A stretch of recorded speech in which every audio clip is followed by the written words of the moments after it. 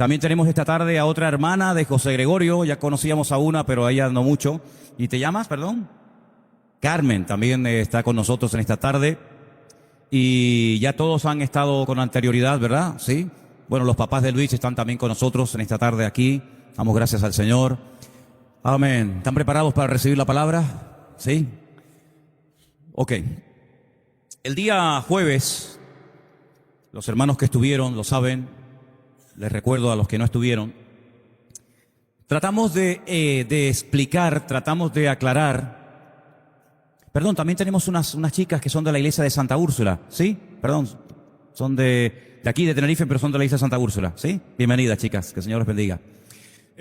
Tratamos, como decía, de aclarar esa especie de malentendido entre ese texto de la Biblia de capítulo 6 de Deuteronomio que dice: escucha Israel, el Señor nuestro Dios, uno es. Ese uno es la palabra ejad. Y dijimos que es una palabra que no solamente aparece en ese versículo, es una palabra que aparece en muchas partes de la Biblia. Y es un número, es una palabra que se emplea para hablar a veces de una pluralidad, de un conjunto de cosas, aunque nos puede chocar el hecho de decir uno. Hay uno singular y hay uno plural. Y usted dice: uy, nunca había oído eso. Bueno, pues ya lo está escuchando. No es un número indivisible, no es un uno que, bueno, si es uno, pues ya está, es uno, ¿no? Vimos cómo en el Antiguo Testamento aparecen textos donde esa palabra aparece y los leímos y creo que nos aclaró mucho el concepto. Vimos cómo el Señor dice: por esto dejará el hombre a su padre y a su madre y los dos serán una sola carne. Así que el Señor considera al marido y a la esposa como si fueran uno, pero son dos, pero son uno, ¿verdad? Y ahí aparece la palabra ejad basar, una sola carne. Vimos también cómo el Señor, en el libro de Génesis capítulo 1, el primer versículo donde aparece la palabra ejad, es cuando dice: y fue la tarde y la mañana del día uno. Entonces vemos que el día está compuesto por la mañana y por la noche o por la tarde, ¿verdad? Y ambos forman un día. También vimos cómo en un momento determinado Esdras reunió a miles de personas, creo que eran más de 43,000 personas según el texto que leímos, y dice que toda aquella masa, toda aquella multitud de gente eran como un solo hombre delante de la presencia del Señor. Luego, el hecho de que diga la Biblia ejad o diga uno, no significa de que no puedan haber 2, 3, 4 o incluso miles y miles de personas. Vimos también cómo el profeta Ezequiel recibió un mensaje, digamos, profético, pero al mismo tiempo utilizó el Señor dos palos. Un palo representaba una parte del pueblo de Israel, otro palo representaba otra parte, y dice: junta los dos palos para que sean uno, porque eso es lo que el Señor quiere, que su pueblo vuelva a ser otra vez uno, ¿verdad? Así que vimos cómo el mismo Señor Jesucristo, conocedor evidentemente y autor de todos estos textos, Él llegó a decir un día delante de los judíos, y quiero recordarles que lo quisieron matar, lo quisieron apedrear. Dice: yo y el Padre somos uno. Y cuando ellos oyeron esa palabra y oyeron la palabra ejad, dijeron: ¿cómo? Que tú eres Dios, que tú te estás haciendo igual a Dios. Vimos cómo a veces un concepto, una palabra, si no se aclara, puede llegar a crear dudas o discrepancias o confusión en la gente, porque dice: bueno, si hay un solo Dios, entonces Jesucristo, ¿quién era? ¿Y el Espíritu Santo qué es? No hay problema, nada de eso. Solamente es cuestión de entender que son términos que hablan de una pluralidad. De hecho, el mensaje, si lo van a buscar en internet, se llama la pluralidad de Dios. Creo que se llama así, la pluralidad de Dios. ¿De acuerdo? Una de las canciones que cantamos en esta tarde, no sé si se dieron cuenta, decía mucho, y se parecía mucho a la lectura de Colosenses capítulo 1 que se leyó esta tarde. Y eso que él no sabía de lo que yo iba a hablar, pero sin embargo, una de las canciones hablaba de cosas que hemos leído esta tarde en Colosenses capítulo 1. Y esta carta de Pablo a los Colosenses, vayan buscándola por favor por el capítulo 1, a partir del verso 15, se escribió en un momento en el que la iglesia, los creyentes, estaban siendo atacados por un grupo llamado los gnósticos, que cuestionaban muchas cosas del Evangelio y de la persona del Señor Jesucristo. Aunque en los tiempos de Cristo el imperio que estaba reinando en el mundo era el imperio romano, la influencia del imperio anterior de los griegos fue tremenda, era tremenda. De hecho, es curioso que el Nuevo Testamento, cuando se escribe, no se escribe en latín, que era el idioma de los romanos. Se escribe en el idioma del imperio anterior, en el idioma griego. Todas las cartas y todos los evangelios se escribieron en griego, no en latín.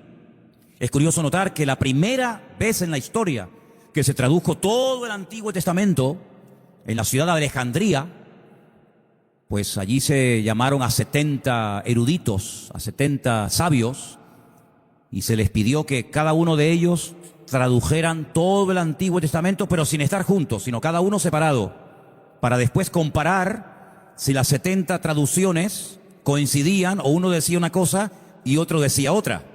La famosa Septuaginta, Esa era la única versión que circulaba ya en los tiempos de los discípulos, en los primeros siglos de la era cristiana, y era todo el Antiguo Testamento traducido del hebreo al griego. Y es curioso que los 70 escribieron y tradujeron exactamente lo mismo, sin ninguna discrepancia, sin ninguna confusión entre ellos. Ahora bien, en la época de los hermanos de Colosas y también en otros tiempos, ya digo, se levantaron los gnósticos que estaban muy empapados con una enseñanza que para los griegos era de vital importancia, para ellos era algo que lo tenían metido hasta en la médula, y es que la materia es mala. Todo lo que tenga que ver con la materia, con el cuerpo, es malo, es negativo. Y por lo tanto ellos decían, Cristo no podía ser materia, Cristo no podía tener un cuerpo de carne y hueso, porque ellos entendían que todo lo que tenga que ver con el cuerpo y con la materia es malo. Ellos llegaron a decir, fíjate, hasta el extremo que llegaron, dijeron, Cristo era tan divino, nada humano, según ellos decían, que cuando caminaba no dejaba huellas en el suelo, porque era como una especie de espíritu, porque Él no puede tener materia, no puede tener cuerpo, porque el cuerpo es malo. Fíjate a las barbaridades a las que llegaban. También decían que la enseñanza del Evangelio, desde su punto de vista, era algo muy simple, era algo muy sencillo. Y en cierto sentido tenían razón, porque el Evangelio, aunque tiene una profundidad tremenda, amén, también es sencillo. Alguien dijo en una ocasión que el Evangelio es tan sencillo que un niño lo puede entender, pero al mismo tiempo es tan profundo que puede volver loco a un mismísimo teólogo. Es simple, pero también es profundo. Entonces ellos decían que el mensaje del Evangelio había que convertirlo en algo más profundo, hacer como una especie de filosofía para no sentirse acomplejados ante la supuesta sabiduría y elocuencia de los griegos. Ustedes saben que los griegos fueron los padres de la filosofía, y a ellos les encantaba debatir y hablar y dar vueltas y por qué esto y por qué aquello. Entonces ellos lo que querían era hacer del Evangelio una filosofía más que pudiera discutir con los agnósticos, con los griegos, de tal manera de que se sintieran al mismo nivel y no con ese sentido de inferioridad, creyendo que el Evangelio no tenía profundidad y no era tan rico como cualquier otra filosofía.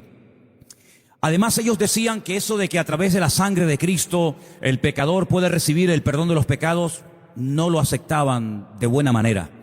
Ellos decían que la única manera de poder llegar a salvarse, la única manera de poder llegar a Dios era a través del conocimiento. Por eso ellos dividían a los hombres en dos grandes grupos. Lo que llamaban los espirituales, que eran los que tenían conocimiento, y los otros, que eran los ignorantes, los pecadores, los que no sabían nada de la vida, ni conocimiento, ni sabiduría, ni filosofía, ni nada que ver. Ahora se pueden ustedes dar cuenta cuando el apóstol Pablo decía que a veces hay conocimiento, pero que mata. Hay gente que queriendo ser sabios, se hacen auténticos necios e ignorantes.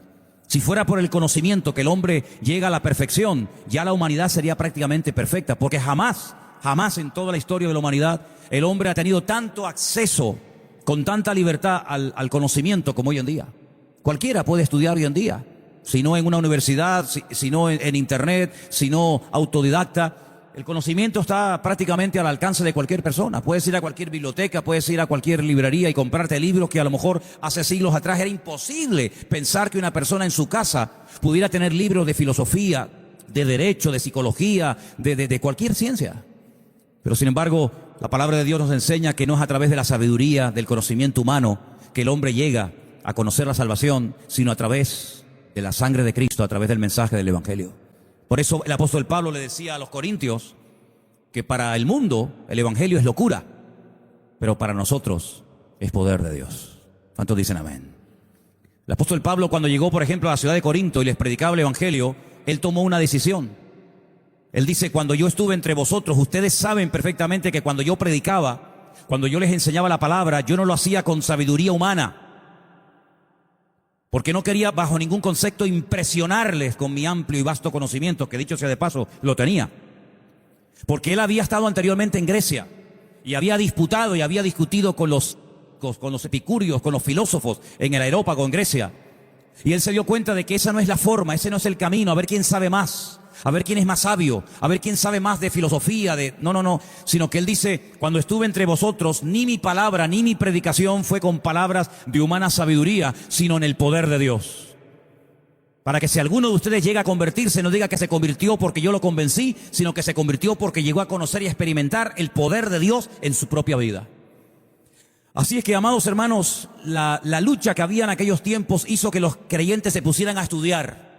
Cuando nadie se mete contigo, cuando nadie te hace preguntas difíciles, cuando no te cuestionan la fe que tienes, como que todo va tranquilamente.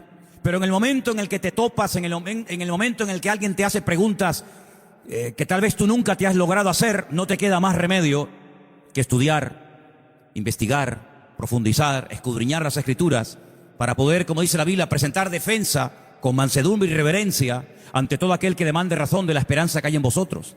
Así que tarde o temprano te encontrarás en algún momento en tu vida con algún compañero de trabajo, con algún familiar, con algún amigo, con algún vecino.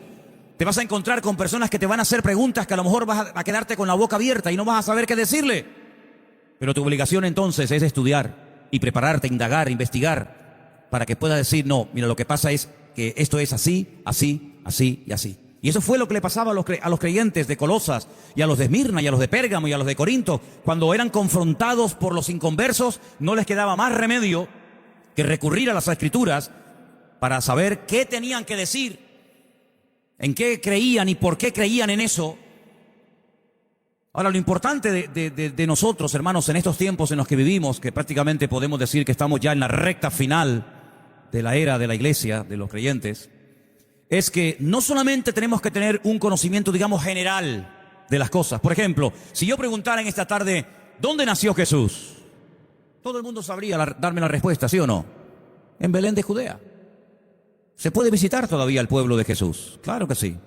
Usted puede ir a Belén, territorio palestino, pero usted puede entrar, no hay ningún problema, puede entrar, puede salir.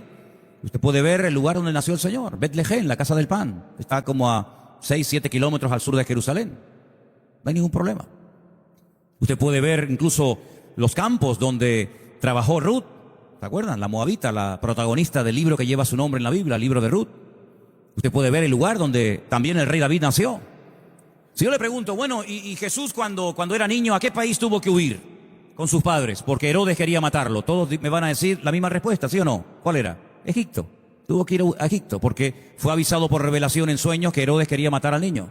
Y tuvieron que irse al extranjero un tiempo. El Señor proveyó milagrosamente para el viaje y para la estancia en Egipto. El Señor siempre va adelante, ¿eh? El Señor siempre va adelante.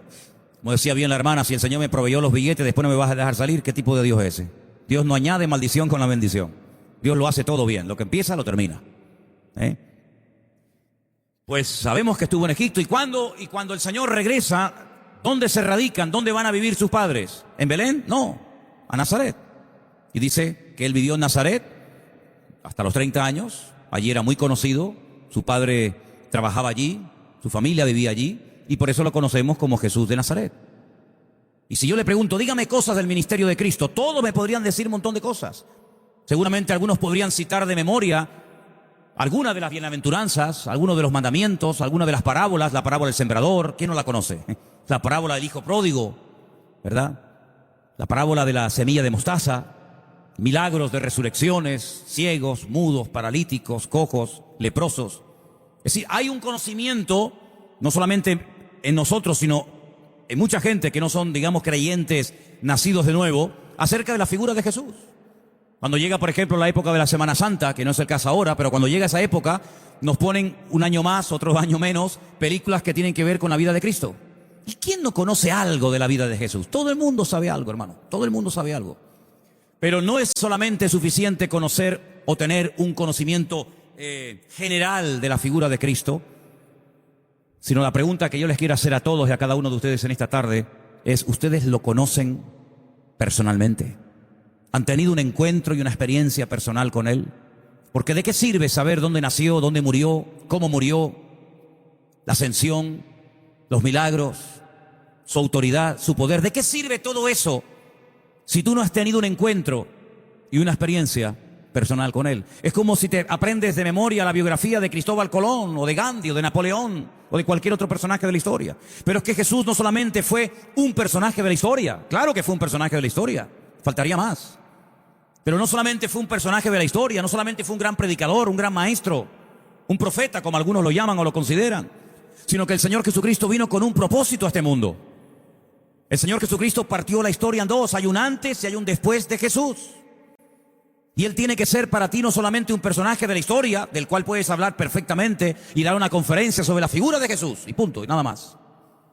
Pero no hablar desde un punto de vista teórico, sino desde un punto de vista real. Permítame que les ponga un ejemplo. Hace años leí una historia, una anécdota de una joven, de una chica que estaba leyendo un libro que le parecía tremendamente aburrido y dejó de leerlo, lo arrimó. No le gustaba el libro, no le encontraba sentido a aquella novela. Con el paso del tiempo conoció a un señor del cual se enamoró, el gran amor de su vida, y al poco tiempo descubrió que era el autor de la novela y del libro que tan aburrido le parecía. Después de conocer a este hombre y de estar dispuesta a vivir con él toda la vida, casarse con él, el libro que antes le parecía aburrido y soso y sin sentido, ahora le parecía el libro más extraordinario del mundo. Porque ahora conocía al autor del libro. Saben, hay muchos intelectuales, muchos psicólogos, muchos periodistas que a veces citan cosas de la Biblia. A veces en tertulias, en televisión, puedes darte cuenta que están diciendo algo que es de la Biblia, totalmente de la Biblia, ¿verdad? A veces mencionan al hijo pródigo, al buen samaritano, cosas así, ¿no?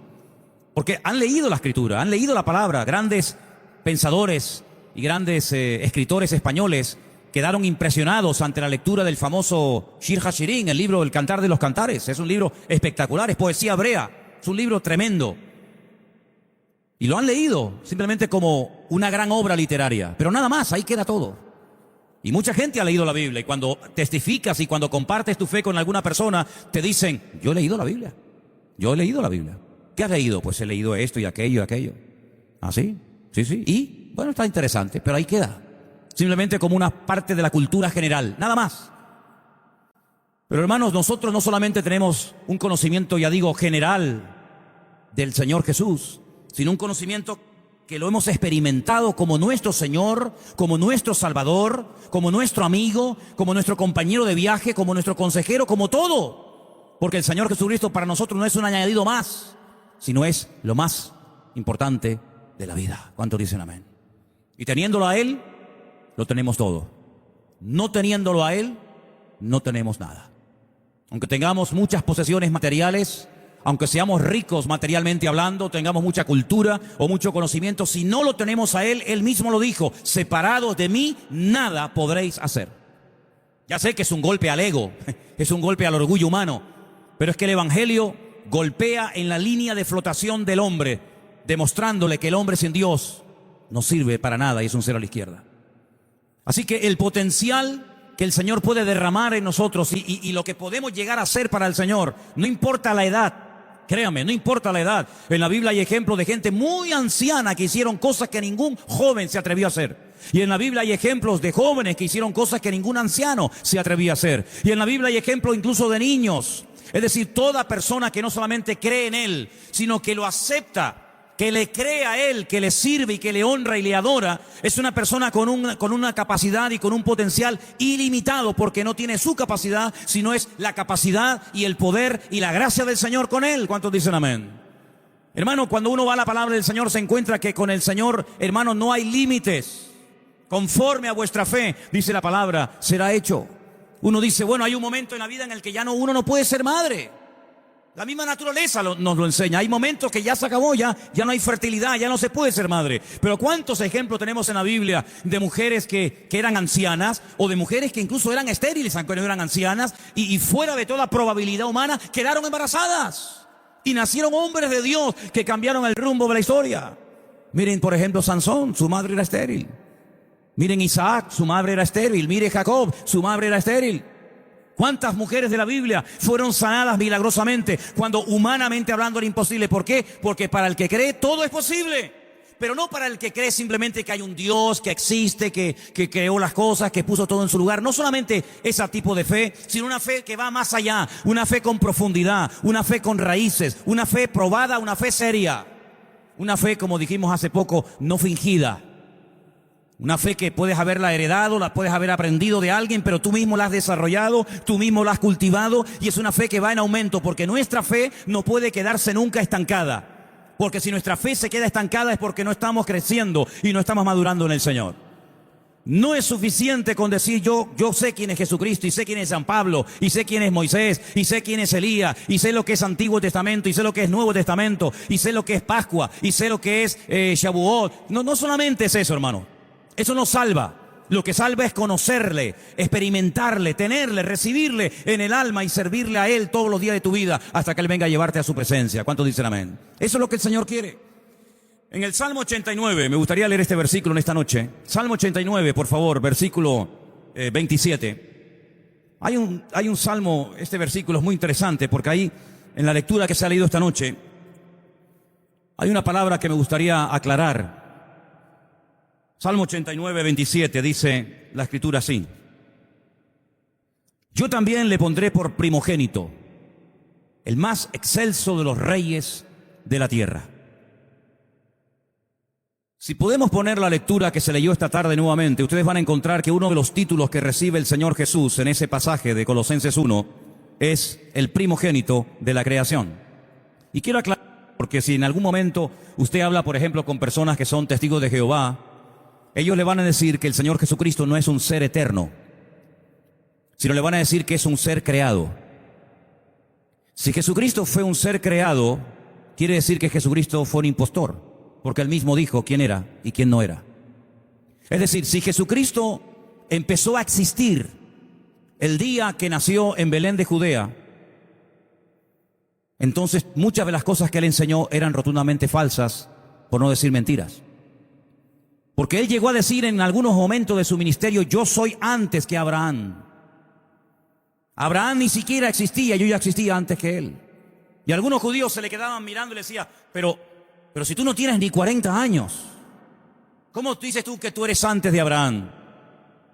Dice: efectivamente, yo soy antes de Abraham, porque dice, Él vio mi día y se gozó. Si ustedes fuerais hijos de Abraham, las obras de Abraham haríais, porque Él creyó en mí y yo hablé con Él y me entrevisté con Él. Y si no, vayan a lo que llamamos Antiguo Testamento para que vean cómo el Señor Jesús habló en varias ocasiones con el mismísimo patriarca Abraham. Si el Señor Jesucristo empezó a existir, si el primer minuto de vida del Señor Jesucristo fue cuando su madre lo parió en Belén de Judea, eso quiere decir de que muchas de las enseñanzas del Señor tendríamos que arrancarlas hoy mismo de la Biblia. Sin embargo, el Señor Jesucristo, su naturaleza, su cuerpo, su físico, digamos, claro, comenzó a existir como ser humano en ese momento. Pero no se olviden de que muchos de los títulos que tiene el Señor Jesucristo nos definen su naturaleza y su esencia, y uno de ellos es Emmanuel, Dios con nosotros. Y esto es lo que para muchos les resulta tremendamente chocante: que Dios se haya humanado, que Dios se haya encarnado, no les entra en la cabeza. Ya sé que hace falta tener una fe y un conocimiento de las Escrituras para entender que el Señor Jesucristo no era simplemente un gran predicador con una elocuencia y un carisma espectacular, sino que era Dios en carne y hueso. Dice la Biblia, Dios habló muchas veces a nuestros padres en el pasado por medio de los profetas. Habló por sueños, por visiones, por profetas, de muchas formas y maneras. Dice, pero en estos postreros días, Hebreos capítulo 1, nos ha hablado, dice la versión Reina Valera, por el Hijo. Una versión, una traducción más fidedigna hubiera sido, nos habló en Hijo. No nos habló por el Hijo, sino nos habló en Hijo. Yo dije el jueves, y creo que ustedes pudieron entender esto muy bien, porque es muy fácil de entender, que uno puede ser al mismo tiempo padre e hijo. De hecho, muchos de los que estamos aquí somos padres y al mismo tiempo somos hijos. Todos los que estamos aquí somos hijos de alguien, ¿sí o no? Algunos no son padres, pero muchos de los que estamos aquí, ya digo, somos al mismo tiempo. No está reñido el ser padre con ser hijo al mismo tiempo. No tengo que salir de este cuerpo y tomar otro cuerpo para ser hijo y volver al cuerpo anterior para ser padre. Es que al mismo momento, según el momento, el lugar y las circunstancias, te comportas como padre o te comportas como hijo. Cuando tú como padre tienes que llamarle la atención a tu hijo y tienes que hablar con él, estás hablando como padre. Pero no te olvides de que antes de llamarle tú la atención o transmitirlo, enseñarle algo a tu hijo, seguramente tu padre te lo enseñó a ti cuando tú eras hijo y él era el padre tuyo. Así que no hay ningún problema en ser padre y en ser hijo al mismo tiempo. Lo que ocurre es que Dios no siempre se reveló y se dio a conocer y se manifestó de la misma manera. Hay momentos en los que Dios habla a través de una llama de fuego. Y no podemos decir, no, Dios siempre habla a través del fuego. No, hay otros momentos que Dios habla a través de un trueno. El día del bautismo del Señor Jesucristo en el río Jordán dice que el Padre, Dios, habló con voz audible y algunos dijeron, no, fue un trueno. Otros dijeron, no, fue un ángel. Pero la voz de Dios se oyó. Este es mi Hijo amado en el cual tengo toda complacencia, a él oíd. Es decir, no, Dios no siempre se ha manifestado igual, no siempre se ha revelado igual a todo el mundo. Dios trató a Moisés muy diferente a como trató a David. Y Dios le reveló cosas a Moisés que no le reveló a Abraham, o viceversa. Porque la revelación de Dios es progresiva. Fue progresiva. Nadie tenía todos los datos que tú y yo tenemos hoy en día aquí en la mano, en este libro llamado Biblia, bendito sea Dios. Había cosas que Daniel, el profeta Daniel recibía en el Antiguo Testamento que no las entendía. Y tú y yo las podemos entender, como él no las entendía, porque le faltaba información. Porque escribía para el tiempo del fin, y ya estamos nosotros en el tiempo del fin. Nosotros miramos hacia atrás, hacia Daniel. Daniel miraba hacia adelante, hacia la futura generación, hacia los futuros hijos e hijas de Dios que se convertirían a él. ¿Te das cuenta? Por lo tanto, Dios fue revelándose poco a poco. A un profeta le decía cómo iban a ser el Mesías, a otro cómo iba a morir.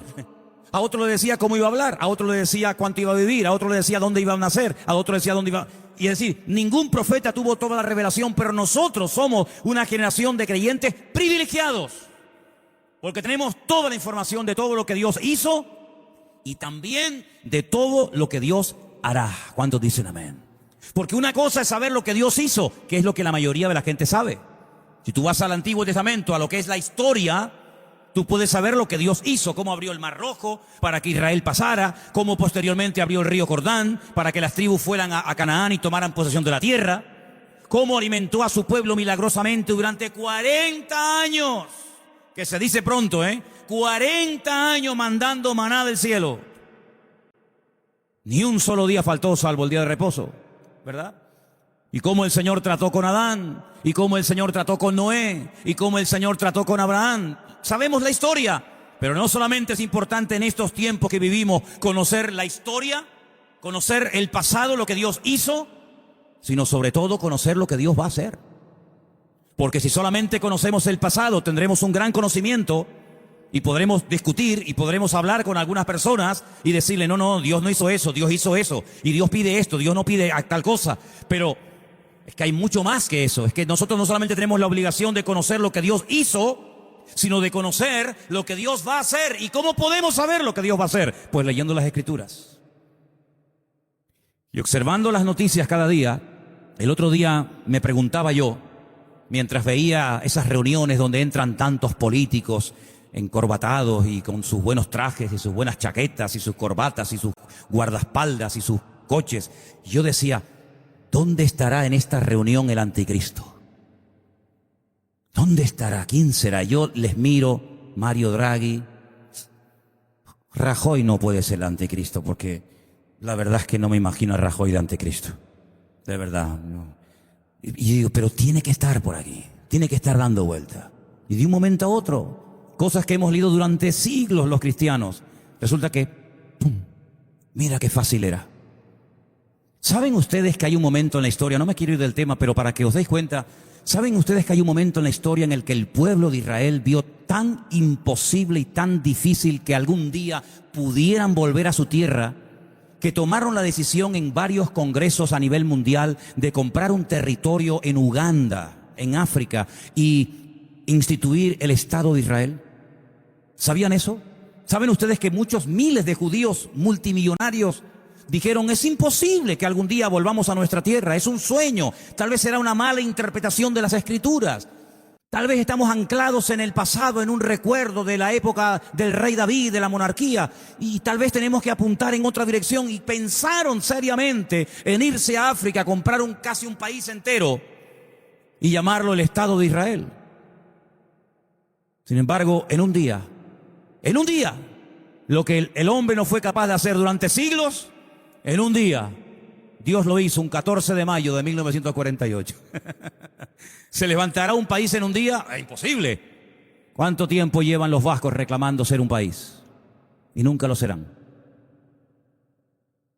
¿Cuánta lata están dando los catalanes queriendo ser una nación y nunca la serán? ¿Cuánto tiempo llevan nación los kurdos? ¿Quiénes son los kurdos? Ustedes saben que hubo un imperio llamado los medos persas, ¿sí o no? Estaban los babilónicos, luego los medos persas, luego los griegos, luego los romanos, ¿sí? Los medos persas. Los persas son los iraníes y los medos son los kurdos.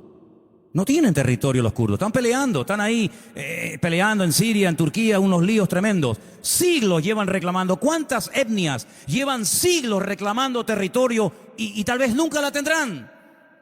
Sin embargo, el Señor en un día, mira, sin disparar un tiro, sin una bomba, sin una guerra, en un día el Señor lo cambió todo. Y lo que durante 2000 años el hombre no consiguió, el Señor así, en una hora lo consiguió. Y levantó un país para asombro de todo el mundo. Ese es nuestro Dios. ¿Cuántos dicen amén? Ahora, yo creo que se conocen más cosas de Dios que del mismísimo Señor Jesucristo. Fíjate lo que te digo. Yo creo que para muchos, y perdonen, incluso algunos que se llaman cristianos o creyentes, todavía no saben totalmente quién es verdaderamente el Señor Jesús. La lectura que hemos leído esta noche define al Señor Jesucristo de una forma increíble. Dice en el versículo 15, Él es la imagen del Dios invisible. Hermanos queridos, mucha gente en el Imperio Romano nunca vieron la cara del emperador de Roma, pero cuando les enseñaban una moneda y veían la imagen, decía: esta cara es la del César que vive en Roma. Esta es la imagen del César que tú no ves, pero que existe aunque tú no lo veas. Y el Señor Jesucristo es la imagen nítida y clara de nuestro Dios. Dice que a Dios nadie le ha visto jamás, ni siquiera Moisés, el hombre que tenía una comunión con Dios que nadie en la historia logró tener, ni él mismo logró verlo. Sin embargo, dice la palabra de Dios que el Señor Jesucristo dijo un día: el que me ha visto a mí, ha visto al Padre. Así que no me preguntes, no me pidas que te muestre al Padre, porque el que me ve a mí, ve al Padre. Y quiero recordarles algo que ustedes saben perfectamente, solamente se lo recuerdo, que cuando el Señor Jesucristo resucitó y se los llevó un poquito a las afueras de Jerusalén, a la ciudad de Betania, o el pueblecito de Betania, dice que allí, postrándose, le adoraron. Postrándose, le adoraron.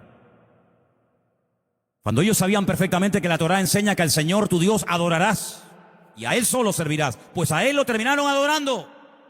Lucas, los últimos versículos del Evangelio de San Lucas, dice: a Jerusalén después de haberle adorado con gozo. Le adoraron, se postraron ante Él. Y el Señor Jesucristo no dijo como Pedro. ¿Se acuerdan cuando Pedro fue a la casa de Cornelio? Que Cornelio sale a recibirle y se postra y le dice: a mí no me adores, adora a Dios, adora a Dios. El Señor Jesucristo podía haber dicho lo mismo: no me estén adorando, adoren a Dios. Sin embargo, Él no rehusó el que se le adorara. ¿Quién es Jesucristo para ti? Para muchos Jesucristo es un Señor que murió en una cruz, que de hecho en algunos lugares todavía lo tienen clavado en la cruz. Y ahí lo tienen clavado. Y cuando habla de Jesucristo se te viene a la imagen un crucifijo. Se te viene a la imagen alguien que lo torturaron y lo mataron. Pero ¿quién es realmente Jesucristo para ti? Dice que era la imagen del Dios invisible, el primogénito de toda creación. No es que fue lo primero que Dios creó, no van por ahí los tiros, sino que es un título de dignidad, un título honorable, como diciendo: es lo primero. De hecho, Él llegó a decir: yo soy el primero y yo soy el último. Bueno, el texto está traducido del griego: yo soy el alfa y el omega. Él hablaría en hebreo, en arameo, diría: yo soy el alef y la tav. Si antes de mí no hay nada. Todo lo que existe, todo lo creado, lo creó Él, para Él y por Él. ¿Cuántos dicen amén? Si usted simplemente cree en Cristo como un buen hombre, no es suficiente, hermano. Si usted simplemente cree en Cristo como un personaje histórico, no es suficiente, porque personajes históricos ha habido millones y los que faltan. Si usted simplemente cree en Jesucristo como un gran carismático, un hombre con una elocuencia tremenda, sí, está bien, no lo insultas, no te metes con él, no lo cuestionas, pero no es suficiente, te estás quedando corto. Jesucristo, él mismo, se definió de muchas formas y de muchas maneras, para que no hubiera duda. Una de las cosas que él dijo, dice, yo soy la resurrección y la vida. ¿Quién se ha atrevido en la historia a decir eso?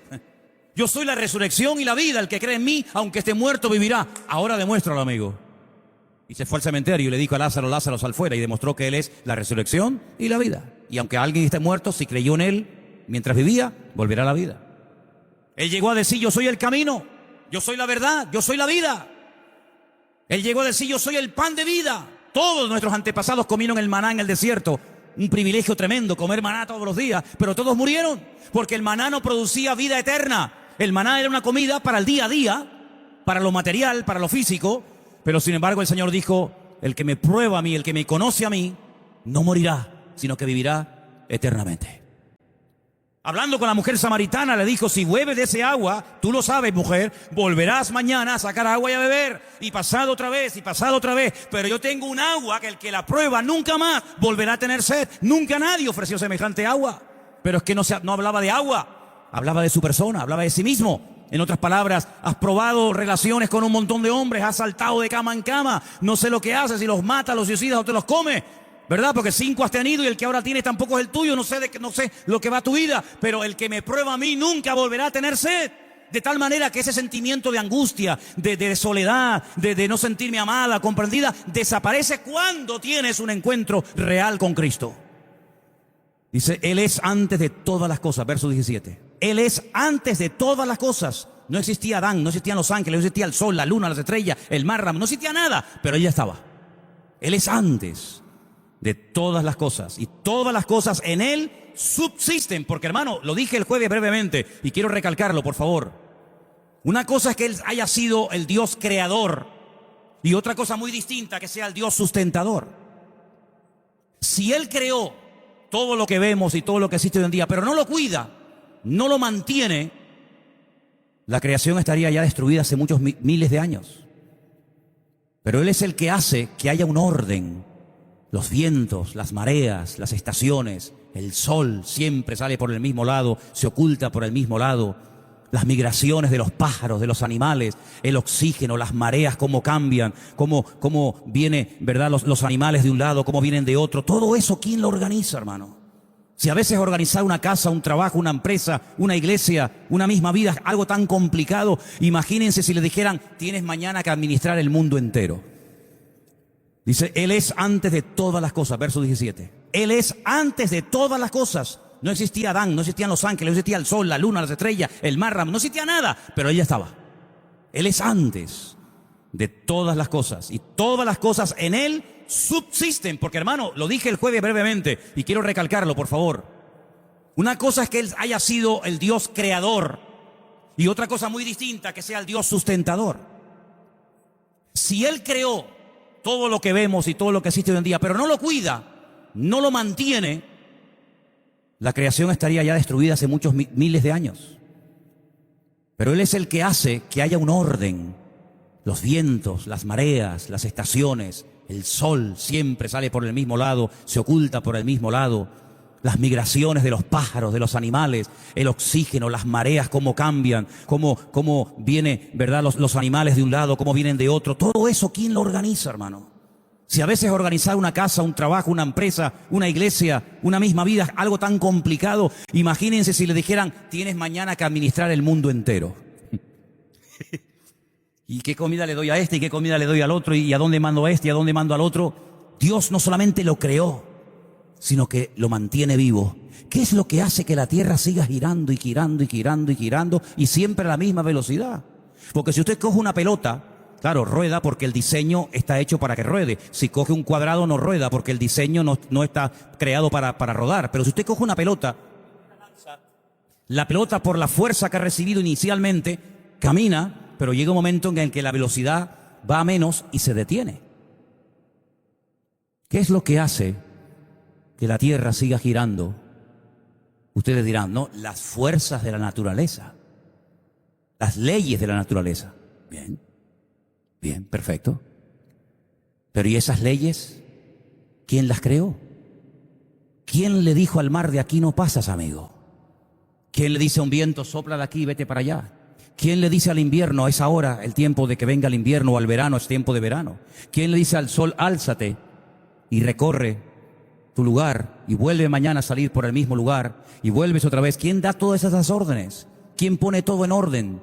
¿Quién hace que todo funcione con una armonía impresionante que deja al mundo boquiabierto? ¿Quién está detrás de todo esto? Un Dios creador, sí, pero un Dios sustentador. Porque si Dios nos hubiera creado a nosotros, pero no nos alimenta y no nos cuida y no nos provee lo que el hombre no puede crear, sería imposible que tú y yo pudiéramos haber llegado a la edad que tenemos hoy en día. Pero detrás de nuestros cuerpos, detrás de todo lo que vemos, hay un Dios que creó, que nos demostró su poder, su deidad y su existencia con lo creado. Dice que las cosas invisibles de Dios, como por ejemplo su eterno poder, su misma existencia, se hacen claramente visibles por la creación. Pero no solamente creemos en un Dios que creó, sino en un Dios que cuida lo creado. ¿Cuántos dicen amén? Porque si Dios no cuida lo que ha creado, el mundo no tiene ninguna esperanza. ¿Qué es lo que está esperando Dios? ¿Cuál es el próximo paso que va a dar Dios? Porque cuando termine esta reunión, ya más o menos, todos los que estamos aquí, más o menos sabemos lo que vamos a hacer.